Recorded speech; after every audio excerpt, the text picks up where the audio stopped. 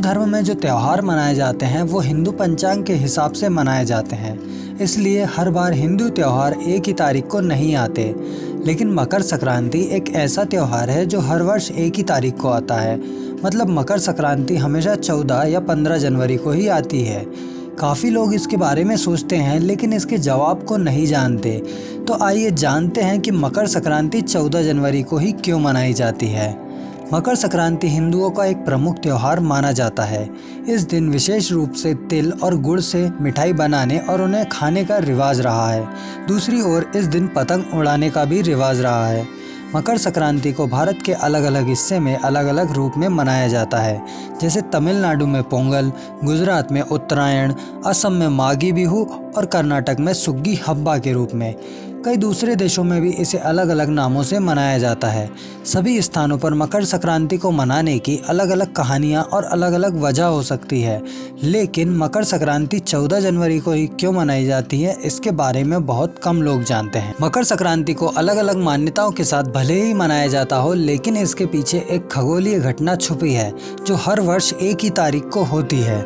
मकर संक्रांति मनाने के पीछे जो सबसे बड़ा कारण बताया जाता है वह पृथ्वी और सूर्य की स्थिति से जुड़ा हुआ है। पृथ्वी गोल है ये तो हम सभी जानते हैं, और हम सब ये भी जानते हैं कि सौर मंडल के 8 ग्रह सूर्य का चक्कर लगाते हैं। पृथ्वी भी सूर्य का चक्कर लगाती है। पृथ्वी अपना एक चक्कर 365 दिनों में पूरा करती है। सूर्य की इसी परिक्रमा में ही मकर संक्रांति का रहस्य छुपा हुआ है। पृथ्वी गोल है और इसके ऊपरी भाग पर नॉर्थ पोल यानी उत्तरी ध्रुव और निचले भाग पर साउथ पोल यानी दक्षिणी ध्रुव है, जो ठंडे स्थान में गिने जाते हैं। इनके अलावा पृथ्वी पर 3 रेखाओं द्वारा सूर्य के किरणों की स्थिति का विभाजन किया गया है। ये 3 रेखाएं उत्तर से दक्षिण की ओर क्रमशः कर्क रेखा, भूमध्य रेखा और मकर रेखा है। सूर्य से आने वाली किरणें पूरे वर्ष इन तीनों रेखाओं के बीच वाले स्थान पर अधिक पड़ती हैं, लेकिन पूरे वर्ष सूर्य की किरणें हर जगह पर एक जैसी नहीं पड़ती। मतलब एक पूरे वर्ष में एक स्थान हमेशा ठंडा या हमेशा गर्म नहीं रहेगा। मतलब सूर्य की किरणों की स्थिति में परिवर्तन होता रहेगा। पृथ्वी अपने अक्ष पर 23.5 डिग्री झुकी हुई है। यही वजह है कि पृथ्वी जब सूर्य का चक्कर लगाती है तो सूर्य की किरणों की स्थिति एक वर्ष में बदलती रहती है। साल की शुरुआत में जब पृथ्वी सूर्य का चक्कर लगाती है तो सूर्य की किरणों की स्थिति दक्षिणी गोलार्ध में होती है, जहाँ मकर रेखा होती है। 14 या 15 जनवरी वह दिन होता है जब सूर्य मकर रेखा से प्रवेश करके भूमध्य रेखा की ओर बढ़ता है।